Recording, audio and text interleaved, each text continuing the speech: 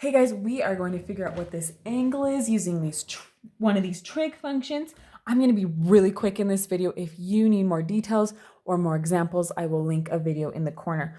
Also, if you need to know how to find one of the sides when you have an angle, go ahead and click over there. Or if you need a review on sine, cosine, and tangent. Okay, let's do this problem. Okay, we need to know what this angle is.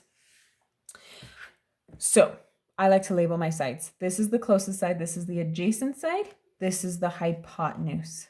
Okay, I can use those to help me figure out what this angle is. Okay, so which one of my trig functions uses adjacent and hypotenuse? It is the cosine.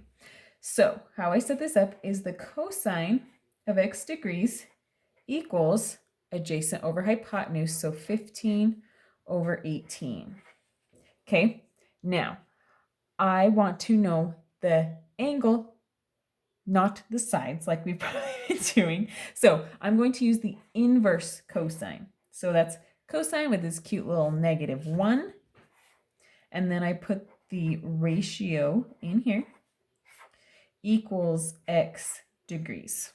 Okay, now what? Now I get to use my calculator. So most calculators, to get the inverse, you hit second, and then I'm going to hit cosine, which then gives me the cosine negative on the inverse cosine. Okay, so the inverse cosine of 15 over 18 equals, and I get a nice, pretty long, ugly decimal.